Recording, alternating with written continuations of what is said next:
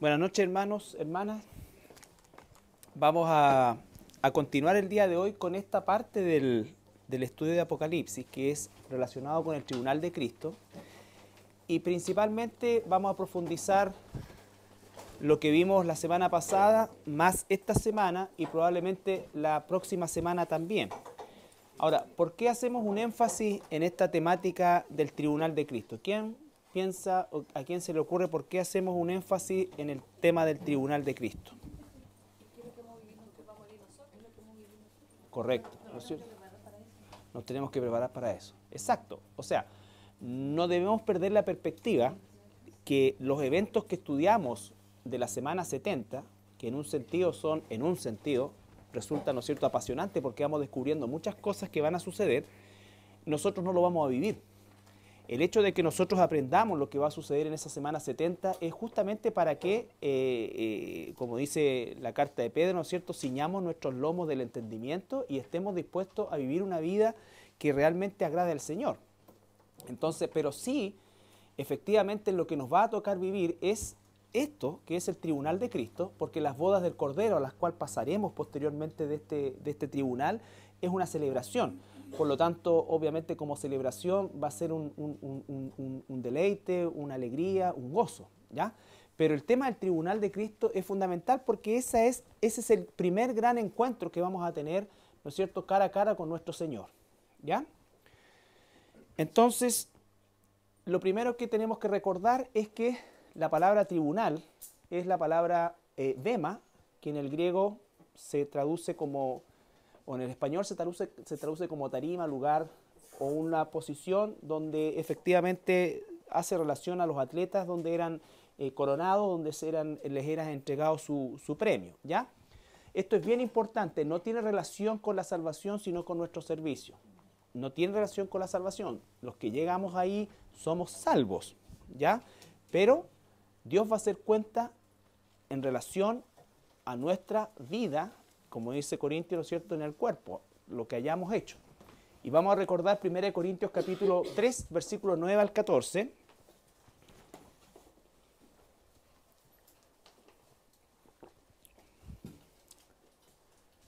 Aquí hay asiento, Heriberto.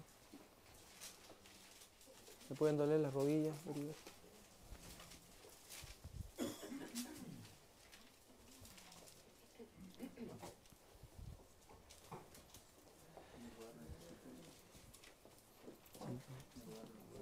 Después te pueden doler la rodilla. Ya. 1 Corintios. ¿Quién quiere leerlo, por favor? ¿Ya? Porque nosotros somos colaboradores de Dios y vosotros sois labranza de Dios, edificio de Dios, conforme a la gracia de Dios que me ha sido dada. Yo como perito arquitecto puse el fundamento y otro edificio encima, pero cada uno mire cómo sobreedifica. Porque nadie puede poner otro fundamento que el que está puesto, el cual es Jesucristo. Y si sobre este fundamento algo edificare, oro, plata, piedras preciosas, madera, heno, hojarasca, la obra de cada uno se hará manifiesta, porque el día la declarará, pues por el fuego será revelada, y la obra de cada uno, cual sea, el fuego la probará. Si fe mantiene la obra de alguno que sobreedificó, recibirá recompensa. El 15, por favor, René. Si la obra de alguno se quemare, él sufrirá pérdida, si bien él mismo será salvo, aunque así como por fuego. Este pasaje nos entrega claramente lo que va a significar el tribunal de Cristo. Lo primero que dice está hablando a la iglesia, por lo tanto está hablando de todos los que han sido salvados por la sangre de Jesucristo, ¿no es cierto? Y dice que alguien puso el fundamento es inamovible, el fundamento es Jesucristo. Nosotros no ganamos el fundamento es Jesús. El fundamento alguien lo puso, ¿no es cierto? Nosotros lo recibimos y ahora sobre ese fundamento nosotros estamos llamados a sobreedificar, ¿ya? Por lo tanto, la salvación es un regalo que significaría en esta analogía el fundamento, que es Jesucristo, pero todo el proceso que vamos nosotros construyendo sobre ese fundamento va a ser evaluado. va a ser evaluado. Esto no es para que temamos perder la salvación, no tiene nada que ver con eso, pero sí tiene que ver para vivir con temor de Dios, con temor de Dios, porque todas nuestras obras van a ser puestas a prueba. Y hay materiales que van a permanecer, que es el oro, la plata y las piedras preciosas, y materiales que se van a desvanecer, ¿no es cierto? Por lo tanto, la clave de esto, y a lo que me refiero con el hecho de no perder la perspectiva del estudio, es que justamente para este momento es que nos estamos preparando. La Biblia dice que nos presentemos como obreros aprobados, que no tenemos de qué avergonzarnos y que hemos usado bien la palabra de verdad. Entonces, ¿qué significa eso? Que hay que tener bien claro qué es lo que Dios considera oro, plata y piedras preciosas. Porque es ahí donde el pueblo de Dios está más confundido que nunca el día de hoy. Muchos de esos conceptos están siendo hoy día conmutados equivocadamente, por supuesto, por actividades, ¿no es cierto? Por muchas cosas que se hacen para el Señor. Yo quiero decirles que la noticia más triste para todos estos que piensan así es que el Señor no necesita nada. El Señor quiere hacer algo en nosotros. No somos nosotros los que tenemos que hacer algo por el Señor. Es Él el que quiere hacer algo en nosotros. ¿Ya? Usarlos, todo lo que tú quieras. Pero hay algo que es súper, súper importante. Y que lo vamos a ver a partir de Mateo 6, 19, 21, que tiene relación con este pasaje que hemos leído. Los otros pasajes ya los estudiamos la semana pasada. Hoy día estamos haciendo una profundización en el tema de qué son verdaderamente para Dios el oro, la plata y las piedras preciosas.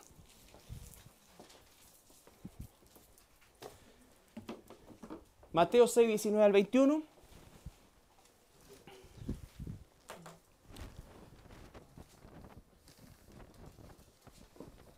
¿Quiere leerlo, por favor? No os hagáis tesoros en la tierra, donde la polilla y el orín corrompen, y donde los ladrones minan y hurtan. Sino haceos tesoros en el cielo, donde ni la polilla ni el orín corrompen, y donde los ladrones no minan ni hurtan. Porque donde esté vuestro tesoro, allí estará también vuestro corazón. ¿Qué es lo que está diciendo? 1 Corintios nos dice que hay que edificar con oro, plata y piedras preciosas. ¿Sabes tú lo que es oro, plata y piedras preciosas para Dios? No tendríamos mucha claridad al respecto, ¿no es cierto? Yo creo que lo sabemos, pero necesitamos hoy día afianzarlo. ¿Ya? ¿Para qué? Para que en eso nos enfoquemos. Porque puede ser que nosotros nos estemos enfocando, y no voy a juzgar intenciones, sino que voy a juzgar simplemente el foco. Hay muchas personas que se están esforzando en un foco equivocado. En un foco equivocado. ¿Ya? Y el tema dice Jesucristo, no hagan tesoros, ¿dónde? En la tierra, ¿no es cierto? ¿Significa eso que no vamos a trabajar? Que ya sabemos todas esas tonteras que la gente dice, oye, pero tengo que trabajar. No, nosotros tenemos que estar por sobre eso. Los cristianos sabemos que hay responsabilidades que tenemos que cumplir. ¿Ya? Hay situaciones que debemos cubrir y hay una vida que tenemos que vivir. El punto es cómo la vamos a vivir. ¿Cuál es el foco de tu vida? ¿Cuál es el foco de mi vida? Porque dice la misma palabra que no podemos nosotros servir a dos señores. O sea, el que quiera pensar que está sirviendo al mundo, pero también está sirviendo a Dios, está totalmente equivocado. Hay una decisión capital que cada uno de nosotros tiene que tomar. Y es una decisión que lo va a llevar a que toda su vida se estructure y se priorice conforme a la voluntad de Dios o a la del mundo. ¿Ya? No hay dos opciones. Y esto es independiente de la actividad que realices, es independiente del trabajo que tengas, es independiente del lugar donde te encuentres. Eso no condiciona la decisión que yo tengo. Porque la misma Biblia dice, todo lo que hagamos, que son muchas cosas las que hacemos, hagámoslos ¿para qué? Para la gloria de Dios. ¿Qué es para hacer para la gloria de Dios? Señor, me tomo este vaso en tu nombre, gloria a Dios. No, ¿qué es hacer las cosas? Porque es ahí donde el pueblo de Dios está confundido. Es ahí donde el pueblo de Dios está confundido. Hay hermanos, hermanas que hacen y gastan recursos, tiempo en muchas actividades, ¿no es cierto? Con un deseo en el corazón, pero que, por ejemplo, no han perdonado nunca a sus padres, que tienen raíces de amargura con su esposo, con su esposa. ¿Te das cuenta? Entonces, toda esta cosa lo que hace es, en definitiva, ahogar de alguna manera o tratar de sofocar algo que Dios quiere tratar. Porque el propósito, ¿tú crees que Dios necesita las actividades de nosotros para ganar al mundo? Es más, ¿tú crees que Dios nos necesita a nosotros? Si nos necesitara a nosotros, sería el Dios más penca que pudiera haber. Dios no necesita nada ni a nadie. Entonces, ¿qué es lo que quiere Dios realmente de mí y de ti?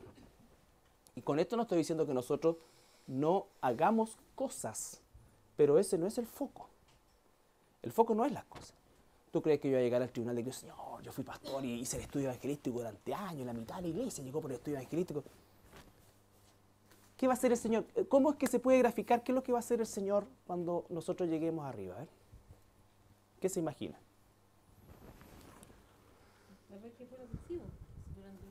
Ya. ¿Qué más? Nos preocupamos de salvar gente, o sea, de hablar de Actividades, actividades, el corazón, ¿ya? Pero, ¿cómo lo va a medir? ¿Cómo se verificamos? ¿Cómo nos transformamos? Estamos leyendo la palabra, algo más práctico. ¿Cómo cambiamos nosotros? Sigue siendo práctico. Va a hacerlo por una analogía, nadie lo podía decir, pero el Señor va a tener una foto de él así, tamaño cuerpo entero. Así va a tener una foto. Y te va a decir, párate al lado. ¿Cuánto te pareces a mí? Oye, pero es que yo hice... No. ¿Cuánto te pareces a mí? Esa es la evaluación que el Señor va a hacer. El carácter suyo en mí. No es que yo es que esto, es que en tu nombre y aquí.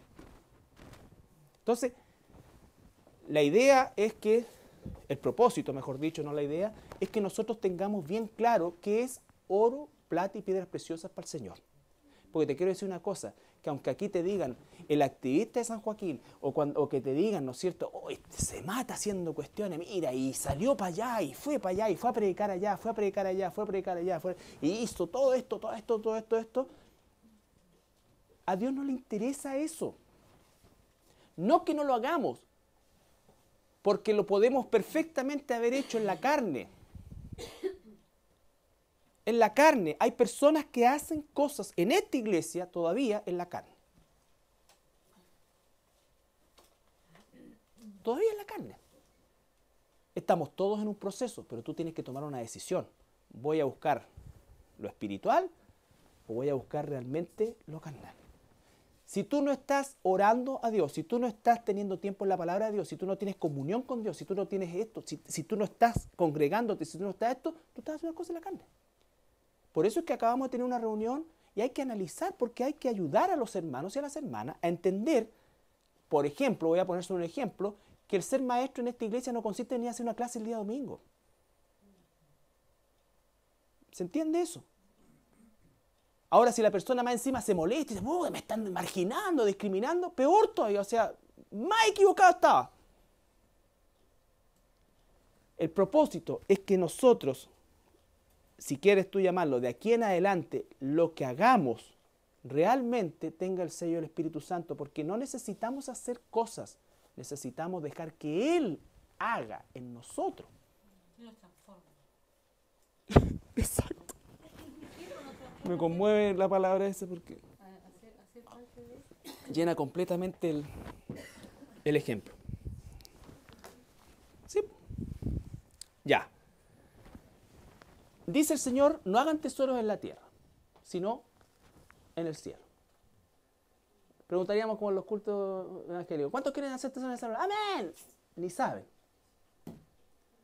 Pero el punto es, hay dos lugares donde yo puedo hacer tesoro. Y tesoro, no piensen ustedes en riquezas materiales, riqueza económica, porque hay algunos que realmente tienen su corazón en el mundo y no tienen ni siquiera tesoros del mundo. ¿Ya? Estamos hablando realmente si nosotros estamos dispuestos a hacer tesoros que no perezcan.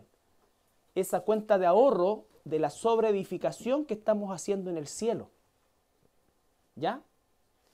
Porque el Señor dice, eso lo vamos a ver la próxima semana, que en el cielo vamos a recibir premios y pérdidas. ¿Ya? Premios y pérdidas. Y todos los que digan, no, mira, si yo con salvarme me quedo conforme, ya lo voy a querer ver en el tribunal de Cristo. Porque Dios no nos hizo para empatar, nos hizo para ganar. ¿Ya? Entonces no clasificamos por secretaría, clasificamos para ganar. ¿Ya?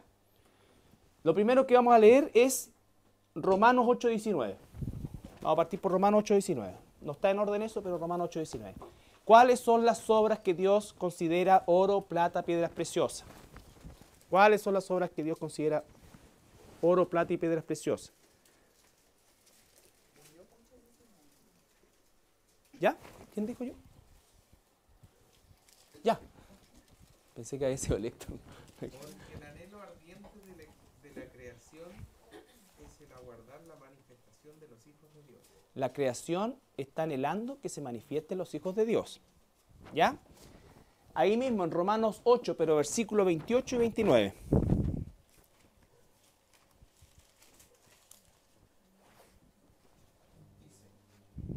Y sabemos que a los que aman a Dios, todas las cosas le ayudan a bien. Esto es, a los que conforme a su propósito son llamados.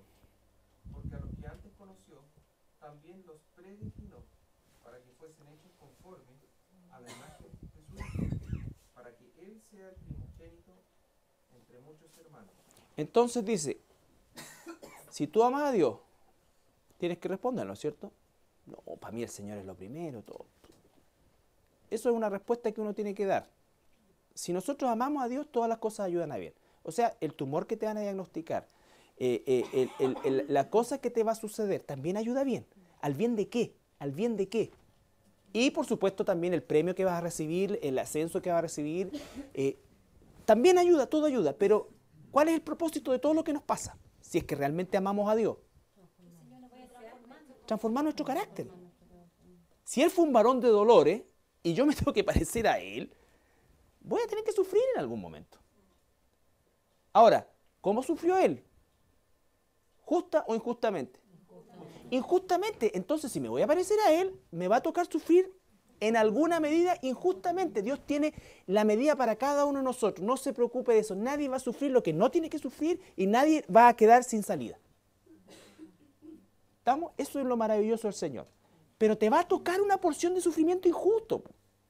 Entonces, cuando venga eso, seamos tan fervorosos, tan espirituales, como cuando el Señor nos tiene entre algodones. Ese es el mensaje. Ese es el mensaje. ¿Por qué no ha ido, hermano? No, te estoy pasando por un momento. Cuando más deberías estar, no estás. Ese es el punto. Por eso es que estamos hablando, ¿qué es lo que es tesoros en el cielo para el Señor? ¿Qué es lo que es tesoro en el cielo para el Señor? Pablo dice, por lo que pasé, por toda la cosa, pero la gracia de Dios en mí no fue en vano. Y lo triste es que la gracia de Dios en muchos cristianos hoy es en vano. Es en vano. ¿Ya? ¿Por qué? Porque están no puestos los ojos en las cosas de arriba, sino que en las cosas del mundo. Entonces dice, porque a los que antes conoció también los predestinó. Dios sabía que tú te ibas a convertir, sí, y por lo tanto te dio un destino. Y te dio un propósito. Un destino y un propósito. ¿En qué consiste la vida nuestra aquí? En descubrir ese propósito y en llegar a ese destino. Y el propósito es, lo acaba de decir abajo, para que fuésemos hechos conforme a la imagen de su Hijo. La imagen de su Hijo. ¿Cuántas iglesias fundó Jesús? Ni una. ¿Sí? Jesús, su vida pública, 3 años. De los 3 años, los evangelios registran flashazos de los primeros años y está todo concentrado casi en los últimos 10 días de Jesús. ¿Por qué tan específico eso? Porque Jesús tenía un propósito. Y ese propósito era pagar la culpa del pecado, pagar la deuda impagable para nosotros. Absolutamente imposible para nosotros. Ese era el propósito de Jesús. Y eso fue lo que Él cumplió aquí en la tierra. Nuestro propósito en la tierra es asemejarnos al carácter del Hijo de Dios. Ese es nuestro propósito. Ya vamos a recibir un cuerpo glorificado. Se acaba nuestro tránsito en la tierra. Pero el propósito es ese. Es ese. ¿Ya? Ahora, en 1 Corintios 13:13.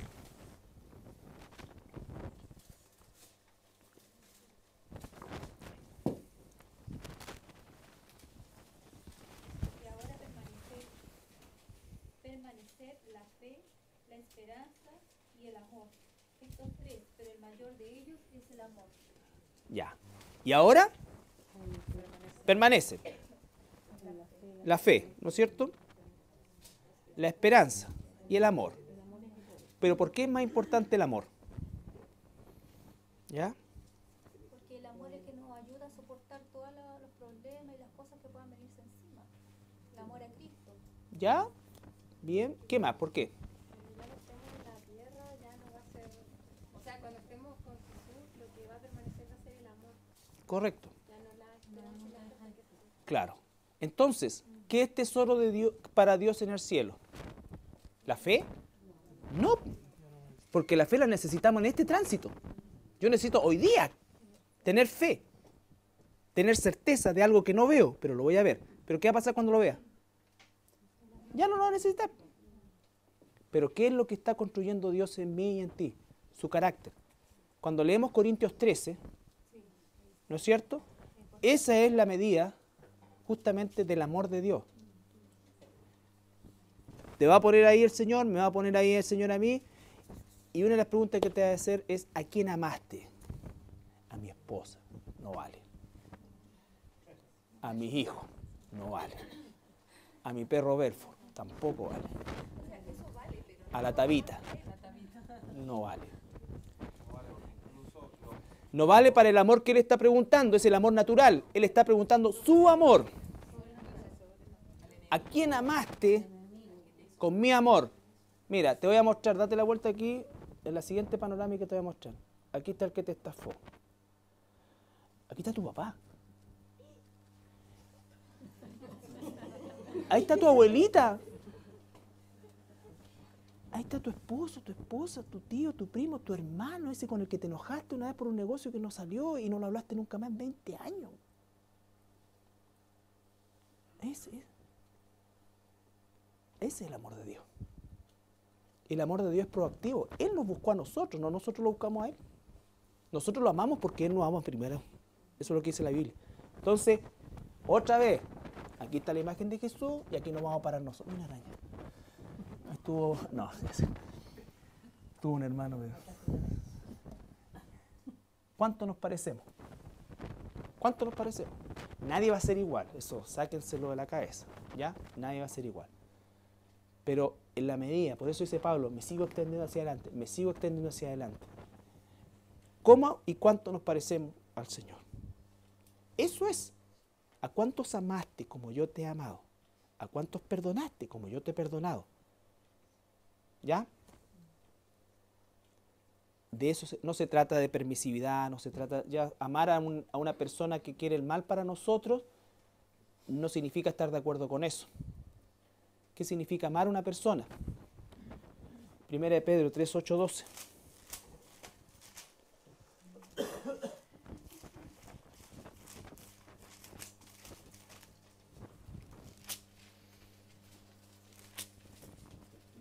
Perdón, primero, antes de 1 de Pedro, vamos a ver Romanos 12.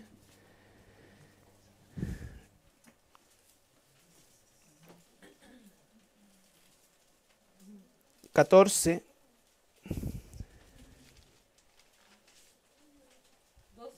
12, para que nos duela más, desde el 9. ¿Ya? Ahí están los dones que nunca nadie nombra. Leamos el 7. ¿Ya? Que son los dones que nunca aparecen en los seminarios, en los congresos, ni ninguno de estos apóstatas lo tiene. ¿Ya? Tienen todos los otros, los vistosos. ¿Qué dice? Lee nomás, yo voy a decir cuándo alto. 7. Ya, desde el 6. De manera que teniendo diferentes dones, según la gracia que nos es dada, si Recuerde que ahí la profecía es profeta, que significa enseñar la Biblia. O si de servicio, en servir. O el que enseña, en la enseñanza. El que exhorta, en la exhortación. Este es el que nadie tiene, el que viene a continuación. El que reparte, con liberalidad. Ese don está muerto. Está muerto ese don. El que preside con solicitud. El que hace misericordia con alegría. Nadie he visto que tenga así el don ese. Así, no, oye, ¿qué don tengo? El de lengua. Parece que tengo el don de sanidad. No hay otro. Parece que la cuestión se reduce a 3 o 4 cuestiones donde yo me luzca. Ya, pero nadie le ha tocado el corazón el don de dar con liberalidad. Oye, me desprendo de las cosas. ¿Necesitas eso? Llévate. Dios me da otro.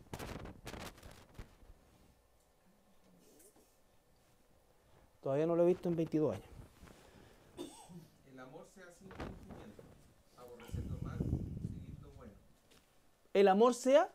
Sin fingimiento. No, ay, Colín, te amo, no, hermanito, hermanita. ¿Ya? Hola, tanto tiempo sin verte, hermano, ¿qué tal? Todo. Amaos los unos a los otros con amor fraternal.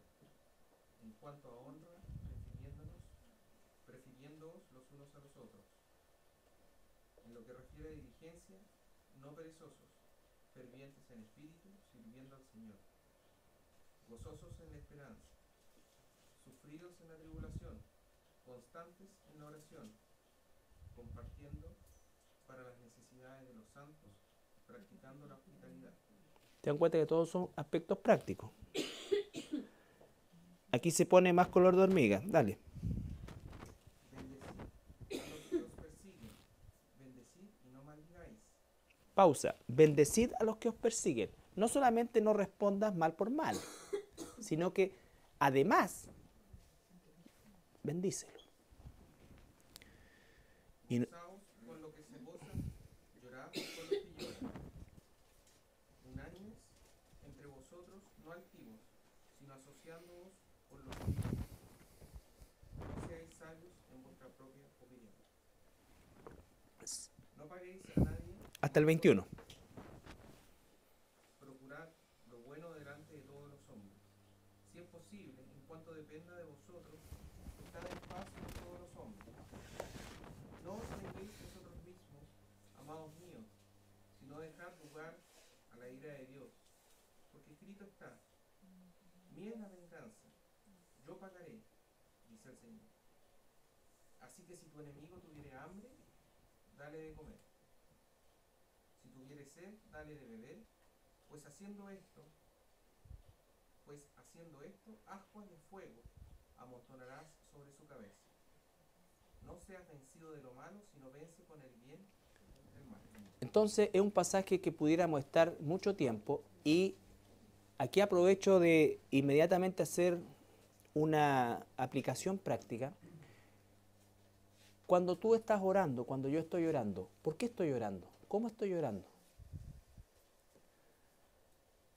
No existe una oración más poderosa que cuando los cristianos seleccionamos estos pasajes en los cuales todos estamos al debe y nos postramos delante de Dios, justamente pidiendo a Dios lo que Él demanda aquí en su palabra y que yo no lo tengo de manera natural.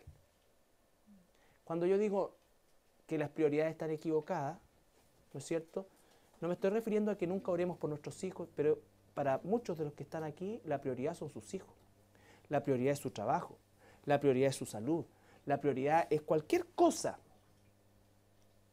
sus propios deleites. Entonces, si mi prioridad son mis hijos, se los quito del seno de Dios, porque el trato o el pacto es: Señor, tú hazte cargo de lo mío y yo tomo lo tuyo. Llevad mi yugo, que es livianito, y pásenme el de ustedes. Eso es lo que dice el Señor. ¿Ya? Y eso es un concepto de prioridad. ¿Qué es una prioridad para Dios? La transformación de cada uno de sus hijos. ¿Significa eso que nunca voy a orar por Dios? No, la palabra dice: bendice a tus hijos, pero no son mi prioridad. No son mi prioridad. Mi prioridad es el Señor. Si estoy casado, después mi esposo, mi esposa, después mis hijos, después el trabajo, y así. ¿No es cierto? Pero nos va llevando mucho más allá. Esto es lo que con este pasaje tú puedes años y quizás toda la vida analizarlo y buscar y ver los progresos que Dios ha hecho en ti, ver lo que te falta, orar a Dios, pedir perdón, solamente en función de este pasaje. La Biblia está lleno de eso porque es la historia de hombres arrepintiéndose, hombres y mujeres arrepintiéndose.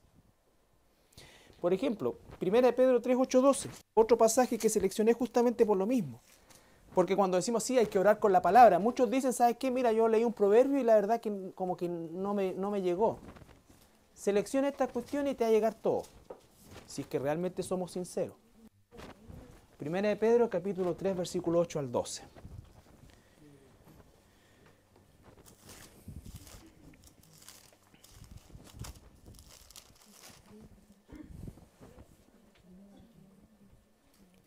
Aquí el foco principal, el anterior de Romanos, partió con la iglesia y después terminó en una forma generalizada, ¿no es cierto? Hasta donde depende de nosotros, con todos los hombres, con todas las personas, cristianos o no cristianos, tratemos de estar en paz. En paz no es negociar la verdad, ¿ya? En paz es justamente la paz de Dios, pero no la paz que nosotros queremos hacer bajo un concepto de alianzas con situaciones que son totalmente reñidas con la verdad de Dios. Hay gente que no va a querer estar en paz con nosotros porque no quiere estar en paz con Dios, ¿ya? Entonces, este otro pasaje. ¿Quién lo quiere leer, por favor? Finalmente, sed todos en el mismo sentido, compasivos, amándonos fraternalmente. Ahora ya está más enfocado en la iglesia, ¿no es cierto? Entonces dice, finalmente, sed todos de un mismo sentir. No significa que todos opinen lo mismo porque aquí quedaría la crema. La única forma de ser un mismo sentir es todos amoldarnos al mismo molde, la imagen de su Hijo. Donde tú estés, donde yo esté, el destino es y el propósito es acercarnos a esa imagen. Cada uno sabe en el punto que se encuentra. ¿Ya? Por favor. El mismo sentir, compasivos, amándonos fraternalmente, misericordiosos, amigables, no devolviendo mal por mal ni maldición por maldición, sino por el contrario, bendiciendo, sabiendo que fuisteis llamados para que heredaseis bendición. Porque el que quiere amar la vida y ver días buenos, refrene su lengua del mal, y sus labios no hablen engaño. Apártese del mal y haga el bien. Busque la paz y sígala, porque los ojos del Señor están sobre los justos, y sus oídos atentos a sus oraciones. Pero el rostro del Señor está contra aquellos que hacen el mal. ¿Quién es aquel que os podrá hacer daño Ahí nomás. si vosotros seguís el bien? Ahí nomás. Gracias, Carlito. Entonces nos entrega un pasaje también lleno de frutos que no están en nuestra naturaleza humana y que son los que nos tienen que acercar justamente a esa imagen de Dios. Les vuelvo a decir, nosotros, Dios nos va a poner en situaciones y va a permitir situaciones que nos lleven a este punto, para saber de qué estamos hechos. Nosotros no generamos, ¿no es cierto?, una instancia necesariamente de, ¿cómo decirlo?, de búsqueda de paz en función de establecer un sistema de equilibrio. Tú crees esto, yo creo esto, tú me hiciste esto, yo te hice esto. Entonces, no, sino que es un concepto total, absoluto. O sea, yo tengo que generar espiritualmente un perdón absoluto, independiente de la contraparte. La contraparte la verá Dios en su momento, porque es Dios quien va a juzgar finalmente a todos y cada uno de los seres. A algunos los va en este tribunal, a los cristianos, y a otros en el trono blanco, que son todos los perdidos. ¿Ya? Entonces demos gracias a Dios que nosotros vamos a estar en el Bema. Entonces, ¿pero qué es lo que está diciendo? Dice que nosotros debemos no devolver mal por mal, ser amigables, ser esto. Está hablando a la iglesia.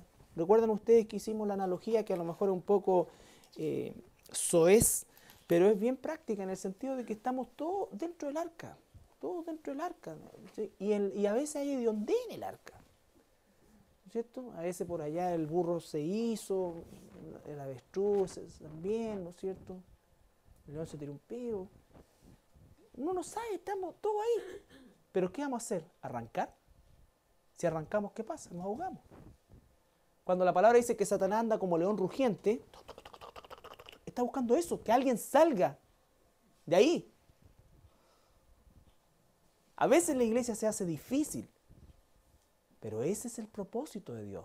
Dime una cosa, ¿dónde practicaríamos la compasión, el amor fraternal, la misericordia, la amistad, la bendición cuando nos maldicen, el refrenar nuestra lengua, si no fuera entre nosotros? La iglesia no es un pedazo de cielo en la tierra. La iglesia no es un pedazo de cielo en la tierra. Ese es una mentira. La iglesia es un hospital, un regimiento, muchas características, pero lo que menos tiene es un pedazo de cielo en la tierra, porque somos puros pecadores buscando ser, ¿no es cierto?, transformados por el Señor. ¿Qué es lo que nos une? ¿Qué es lo que nos hace de un mismo sentir? Que estamos buscando exactamente lo mismo. Y en esa transformación, nuestra convivencia en el tiempo va a tener todos los ingredientes que nosotros necesitamos para crecer. En algunos momentos vamos a tener dificultades, en algunos momentos vamos a tener esto, en algunos momentos esto. Dios va en una variada y equilibrada dieta, nos va a dar exactamente lo que necesitamos para desarrollar su carácter en nosotros. Pero yo tengo que estar dispuesto y dispuesta, ¿no es cierto?, como hizo Daniel, a proponer en mi corazón a vivir el ciclo. Que ya no me pasó esto, no voy más. Ya me cambio. Que ya me gustó esto. Y esos son los que andan en lugar hasta que le pisan un callo y se va para allá. Y después le van a pisar el callo allá igual. Y se va por otro lado. Y así. Y así. Y a veces, y ahí viene la gracia de Dios, después que le pisan toda la pata, aparecen de nuevo acá. ¿Y qué vamos a hacer nosotros? Recibirlo. Recibirlo. ¿Me entiendes? Entonces, Dios va a permitir muchas cosas en nuestra vida con el fin de trabajar nuestro carácter que sea semejante a Él. Dice, manso y humilde, y todo lo que dice el Señor Jesucristo. Por ejemplo, cuando estemos delante del Señor y digamos, sí, pero tú sabes lo que me hicieron, tú sabes que, y por eso yo reaccioné así. ¿Y qué crees que te va a contestar el Señor? ¿Y a mí qué me hicieron? Y yo no cometí pecado. Y cuando me lo hicieron, me lo hiciste tú también. Me lo hiciste tú también. Entonces no tenemos escapatoria de eso. Por eso es que las justificaciones no son, o sea, van a ser inútiles. Espero que seamos un poco más inteligentes en ese entonces. Una pregunta. La diferencia de nosotros, los humanos, el hecho de que Jesucristo fue hijo de Dios, nació en el vientre de María, que era humana, ¿eso a Él no lo hace estar como más preparado que nosotros para todo lo que Él pasó? No. Pero tú tienes que hacer la pregunta, porque me dijeron en internet que no. No. La pregunta es si Jesús tenía algún grado de ventaja, por así decirlo, o de preparación por el hecho de ser el Hijo de Dios. Ya. No. No, porque hay dos partes de esto, ¿no es cierto? Jesús efectivamente siempre fue hijo de Dios, siempre, ¿no es cierto? Pero cuando Él entró en el mundo, o en el sistema humano, Él se despojó de todo. ¿No entiendes? Ahora, distinto es el Jesús resucitado. El Jesús resucitado ya no es el hijo de María, ese es solamente hijo de Dios. Entonces no tuvo ninguna ventaja al respecto sobre nosotros. Venir a la tierra como que ahí se impregnó de todas las tentaciones y todas las cosas. Vivió exactamente, fue tentado, todo, como dice la palabra, ¿no es cierto? Pero no solamente no tenía pecado, sino que no cometió pecado, porque aunque nació sin pecado, podía haber pecado. ¿Ya? Entonces eso es justamente lo que hace la diferencia. Ya. Entonces, ahora, dice el versículo 12, si lo puedes leer por favor otra vez, Caldito, del mismo capítulo. El versículo 12, perdón, del 1 de Pedro 3. ¿Lo tiene ahí o lo lee el...?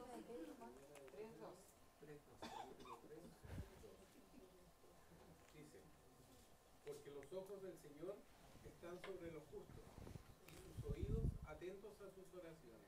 Ya. Nosotros encontramos la palabra justo, ¿no es cierto? Y esta palabra justo tiene dos lecturas. Uno es el justo posicional, que corresponde a qué cosa? Al fundamento. Somos salvados, ¿no es cierto? Y cuando el Señor Jesucristo nos salvó, estábamos aquí y nos cambió aquí. Él nos cambió, Él lo hizo, por lo tanto, todos los verdaderos cristianos son justos posicionalmente. Pero ¿a qué justicia se está refiriendo ahí? A la justicia justamente de la búsqueda de la santidad. El Señor dijo, bienaventurado el que tiene hambre y sed de justicia. Pero no que los tribunales sean menos corruptos, no que los jueces, no que se instauren penas más graves. No, no está refiriendo a eso, sino que el que tiene hambre y sed de hacer y obedecer esto. Aquí está la justicia de Dios. El que tiene hambre y sed de cumplir, de hacer, de vivir por esto, que es su ley. Esos son bienaventurados. ¿Ya? Entonces, los ojos del Señor están, porque obviamente si está buscando la santidad, es justo posicional. Hay justos posicionales que no están buscando. ¿Ya? Los ojos del Señor están sobre esto. Sobre esto. No porque solamente soy cristiano puedo pedirle a Dios lo que quiera y vivir como quiera y pensar que Dios tiene que responder mi oración. Dice que Él no está ni siquiera atento. ¿Ya? Dice entonces, porque los ojos del Señor están sobre los justos y sus oídos atentos a sus oraciones. Pero el rostro del Señor está contra aquellos que hacen el mal. Esos que hacen el mal ahí. ¿A quiénes se refiere? ¿A los inconversos?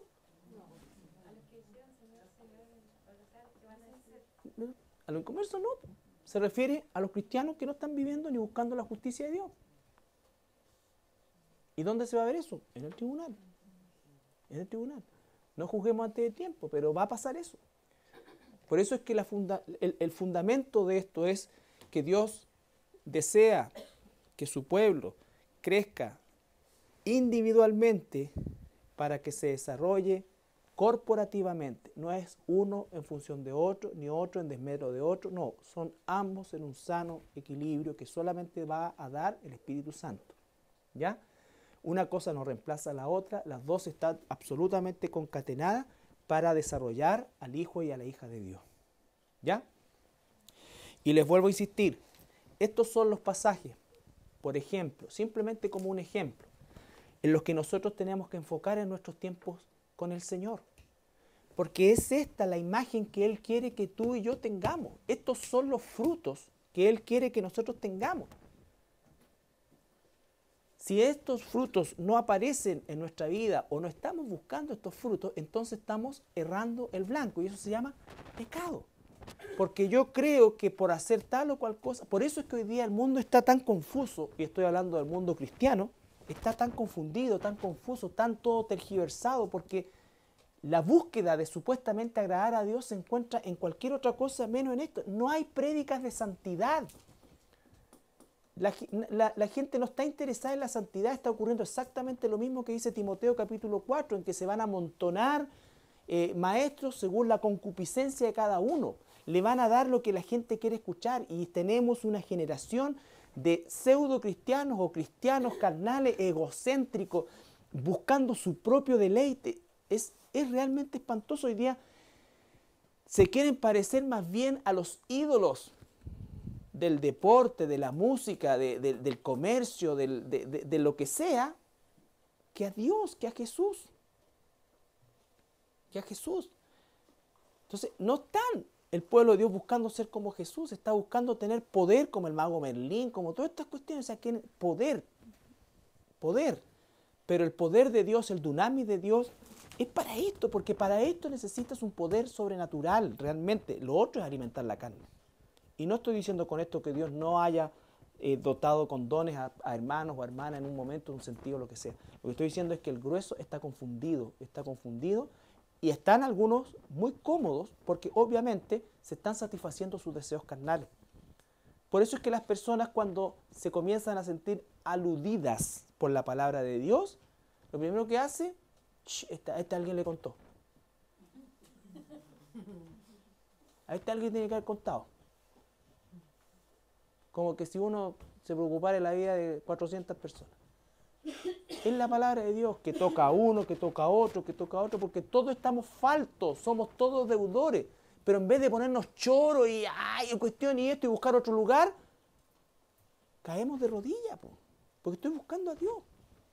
Porque estoy claro, ¿no es cierto?, que estoy lejos de ese modelo. Estoy lejos de ese modelo. Y más claro aún que nunca voy a ser como ese modelo, pero que cada día busco eso. Y si lo estoy buscando, tengo que prepararme. Si tú estás orando esto, imagínate, Señor, yo estoy falto de esto, realmente me falta misericordia, estoy acostumbrado a devolver mal por mal, si me hacen una, yo hago tres. Ay, Señor, listo, Señor, dame fuerza todo esto. Te doy 2 minutos y va a aparecer la oportunidad. Pero si tú estás así como lo hago yo, y esto no es un secreto, ni una cuestión, no, es una realidad de las cosas que uno puede hacer como quiera.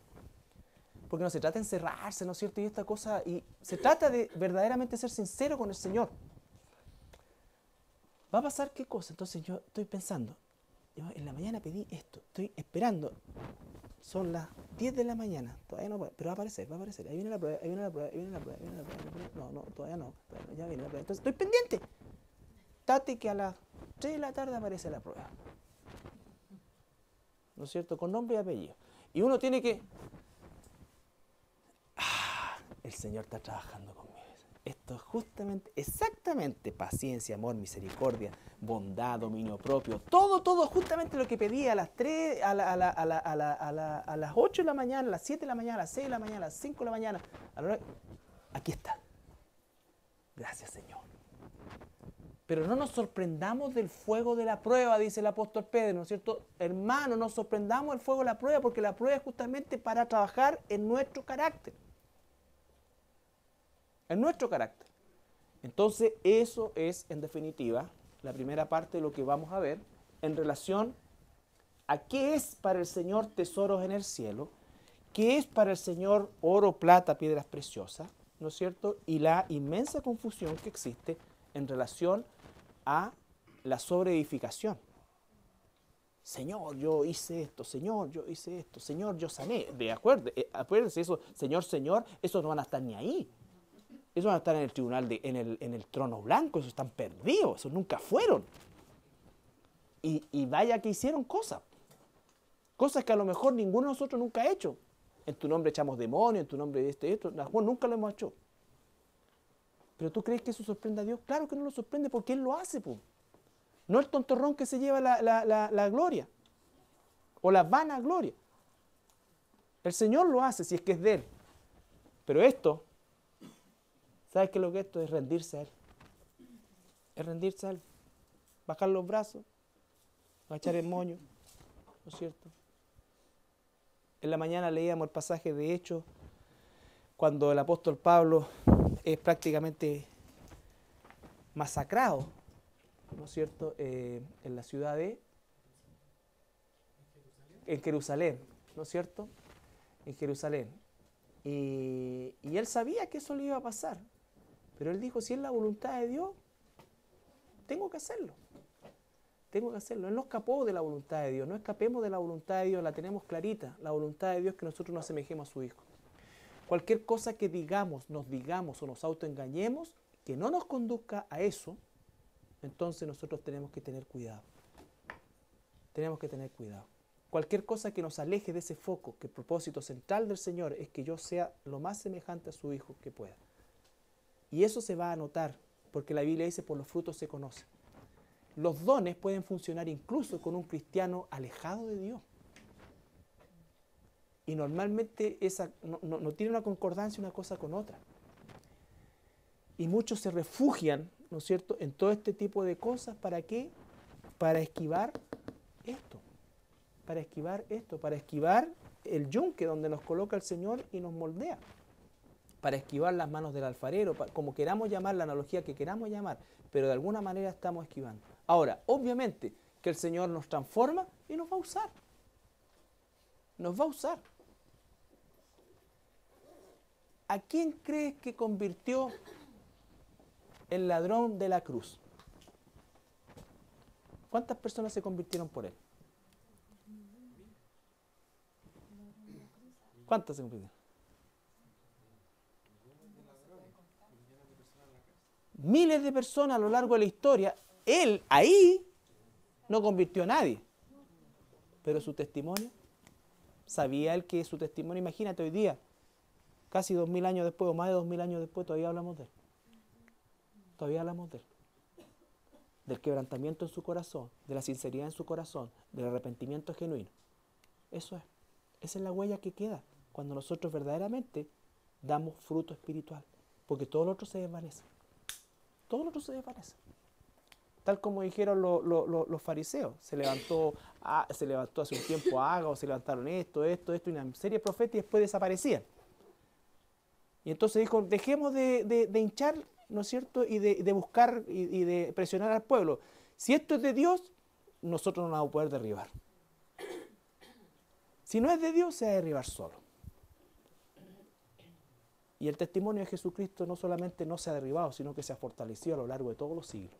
Por eso es que ese es el centro del trabajo que el Espíritu Santo hace en nosotros. Hacernos semejante a la imagen de su Hijo. Él es el primero de la creación nueva en nosotros. ¿Ya? Entonces, hermanos, hermanas, todos estamos en ese proceso. Cada uno tiene que buscar al Señor en su situación. Esto que es un alimento congregacional tiene que ser ahora digerido de manera personal, pero no puede ser echado al tacho de la basura porque de lo contrario estamos fallando el blanco. ¿Ya? Ok. ¿Alguna pregunta?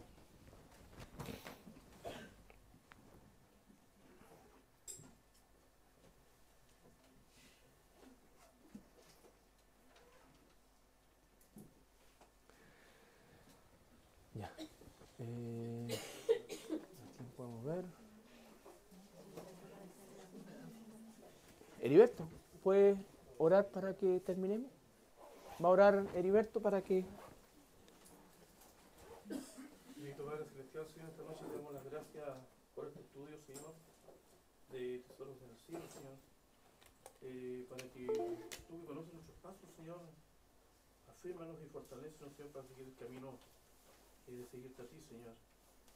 Trabaja en nuestros corazones, Señor, que tu Espíritu Santo abra esta puerta, Señor, para llenarnos de ti, Señor, que nos abra nuestro corazón, Señor, día y noche, para hacer la buena voluntad tuya, Señor, que nos pide. Te pedimos también por los hermanos que están esta noche en este estudio, Señor, que nos bendiga grandemente, Señor. Bendice a sus hijos, Señor. Bendice a las damas, sus esposos, Señor, y a los hermanos, su esposa, Señor. Te pedimos por cada día más por sabiduría, Señor, y fortaleza para seguir en este gran camino, que la meta es estar en tu tribunal, Señor, para que podamos ser bien recibidos y a la vez ser obreros aprobados, Señor. Amén, Señor. Te pido también que esta noche conduzca nuestros pasos, Señor, a nuestro hogar, que quite los obstáculos, Señor. Bendícenos, cuídanos y protégenos, Señor. Te lo pedimos en el nombre santo de Jesús de Nazaret. Amén. Amén, Señor. Gracias, Señor.